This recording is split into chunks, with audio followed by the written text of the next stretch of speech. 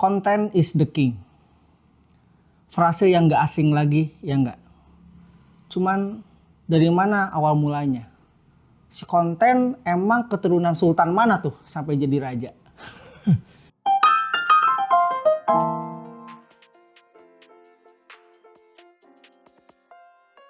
Assalamualaikum warahmatullahi wabarakatuh. Halo teman-teman, kembali bersama saya Gifar Abdallah di channel saya. Ya, episode kesekian. Apa kamu udah subscribe channel ini? Jangan lupa ya, karena subscribe itu baik. Ya, di awal saya bilang bahwa content is the king. Ya, banyak orang menyepakati bahwa konten itu segalanya, bahwa konten itu raja. Cuman, ya kita coba kritisi aja. Emang jadi raja dia keturunan siapa? Hadirnya pemahaman bahwa konten adalah segalanya atau content is the king seiring dengan hadirnya platform ataupun juga wadah media dari konten itu sendiri. Jadi dengan makin beragam platform, gak cuma yang offline, yang dicetak ataupun yang kita lihat di media luar ruang, sudah masuk ke ranah online di mana itu tidak berbatas waktu, tidak berbatas space. Kalau waktu durasi di televisi masih ada batasannya. Kalau di media cetak, koran, majalah, tulisan bisa ada batasannya. Tapi di digital media segalanya mungkin. Mau berpanjang-panjang, mau bersingkat-singkat, bebas. Nah, seiring itu hadirlah pemahaman bahwa konten adalah raja. Kita coba posisikan diri kita kritis dan skeptis. Saya ingat tuh ajaran dosen saya dulu di ilmu jurnalistik waktu dulu kuliah, namanya Bapak Sahalatu Saragih. Dia bilang kalau wartawan itu mesti kritis dan skeptis. Artinya memang tidak serta-merta informasi yang didapat, satu pemahaman yang dihadirkan itu langsung mesti percaya. Dan kita juga harus skeptis, ragu bahwa itu benar. Seperti halnya pemahaman bahwa content is the king. Tahu dulu waktu orang tua memang juga punya usaha, wira swasta ya, di bidang perdagangan. Itu saat itu punya pemahaman bahwa pelanggan adalah raja. Ya enggak, customer is the king. Bahwa diberikan seluruh pelayanan yang terbaik untuk pelanggan atau pembeli. Sehingga kan jelas siapa melayani siapa. Bahwa pelanggan yang datang itu diberikan servis terbaik. Secara produk maupun secara pelayanannya. Gak bisa tuh pelanggan ataupun pembeli hadir dicuekin ataupun kasih produk yang gak sesuai gitu. Karena pelanggan ataupun pembeli adalah raja. Clear?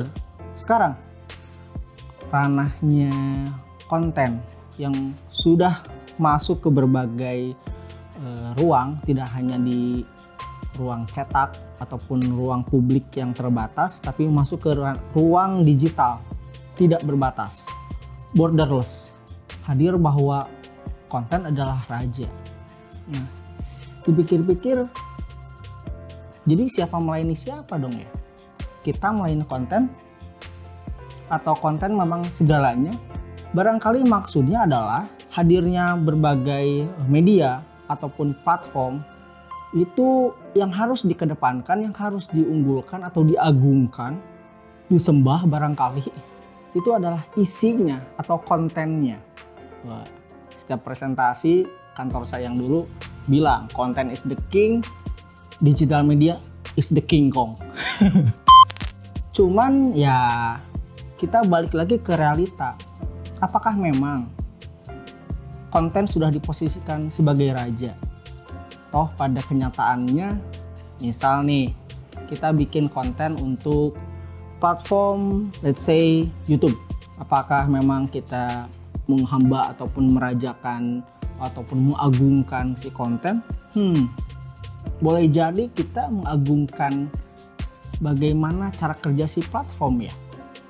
Soal algoritma yang mana hitungannya berapa viewer, berapa subscriber, berapa engagement, reach, dan sebagainya.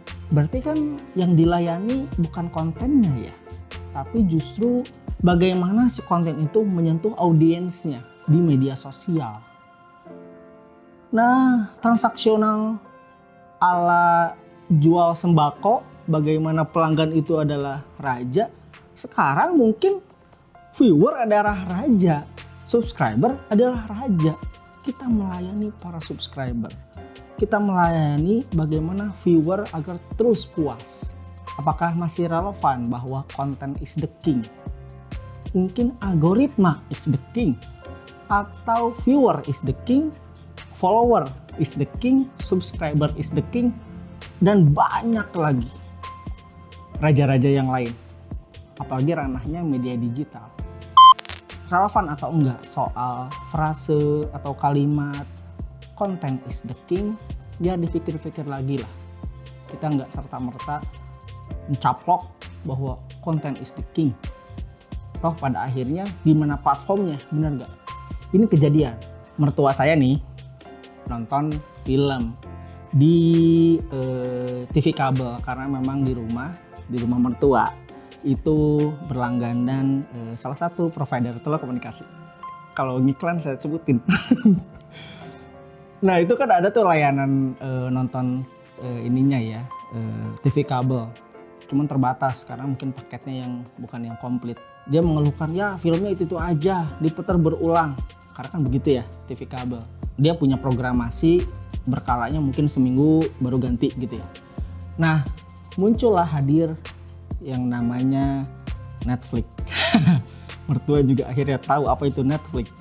Dikasih tahu sama anak-anaknya sampai akhirnya oh bisa milih bahwa konten yang bisa dia tonton itu bisa on demand.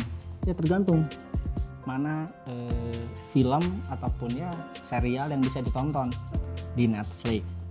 Walaupun Netflix bukan yang pertama ya. Di Indonesia sebelumnya yang sudah dapat izin kan ada Hook yang sudah innalillahi. Kemudian ada iFlix, ada Catchplay dan yang lain-lain lah. Nah Netflix dia menghadirkan bagaimana di dalamnya ada beragam konten sehingga orang seakan bingung harus nonton apa lagi karena saking banyaknya. Dan on demand, saya nggak mau nonton film ini ya bisa pilih yang lain. Di situ apakah konten adalah rajanya? Saya pikir saat kejadian terhadap mertua, akhirnya dia memilih ingin berlangganan Netflix dan difasilitasi oleh anaknya untuk nonton. Ya buat hiburan aja sih sebetulnya. Buat hiburan karena dia suka film action gitu. Di sela-sela istirahat jadi nonton film action. Jadi kan di situ yang mengendalikan adalah Netflix. Netflix apa sih? Platform. Dia punya perangkat teknologi secara digital yang mana setiap orang bisa merasakan kebebasan untuk memilih kontennya.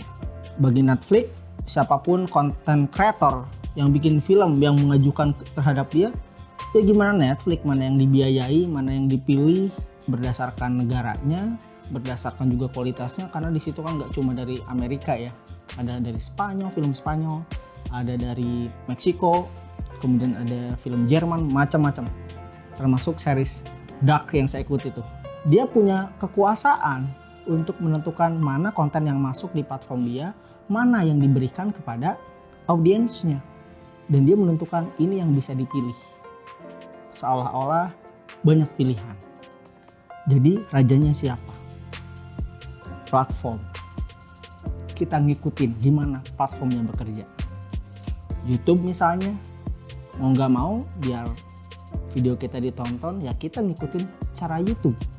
Kita ngikutin bagaimana algoritmanya, bagaimana SEO-nya, ya install misalnya TubeBuddy lah.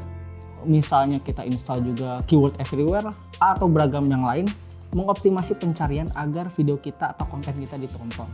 Ya, akhirnya kan siapa sih yang jadi raja? Kontennya kah? Atau platformnya?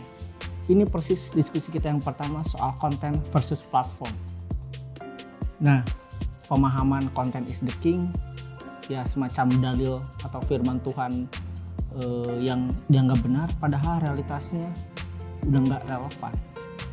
Bahwa sekarang yang paling dihambakan itu siapa? Begitu. Jadi kalau kita merasa bahwa ingin membuat konten, ya baiknya adalah kita menentukan siapa yang akan jadi raja terhadap konten kita. Konten itu bikinan kita loh. Masa kita disuruh-suruh sama sesuatu yang kita bikin? Gak make sense ya. Kita nih bikin mainan, bikin robot. Ini persis film-film sci-fi ya. Bikin artificial intelligence. Tapi dia yang akhirnya memperbudak kita. Kan aneh. Kan gak make sense. Apalagi kalau konteksnya konten. Ya tentukan rajanya siapa. Mau kita jadikan platform itu sebagai raja, toh kalau menjadiin konten sebagai raja udah nggak relevan ya dengan argumentasi tadi. Ya wes, tentuin rajanya siapa? Rajanya adalah kita. Wah, gimana kita? Kontennya kalau secara YouTube nggak jalan, maksudnya viewer dikit, subscriber nggak terlalu nambah, nggak dapat uang dari platformnya, ya ikuti aja. Toh kekuasaan ada di tangan kita. Kita bikin optimasi ataupun monetisasi di luar platform YouTube. Bisa kita coba. Misal nih, motivator bikin konten edukasi gratis di YouTube. Sasarannya dia bikin pelatihan.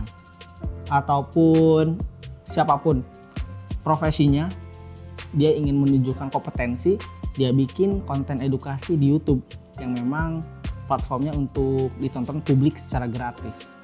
Tapi sasaran untuk duitnya dia cari dari ranah yang lain. Oke, itu aja kayaknya dari saya. Kita kritisi, kita gugat, apakah kita menang menggugat konten yang sudah jadi raja ini. Jadikan kekuasaannya itu ada di tangan kita dan kita jangan diperbudak oleh konten ataupun oleh platform. Oke, jangan lupa ya subscribe. Ada tombolnya loh, dimanfaatin, diklik.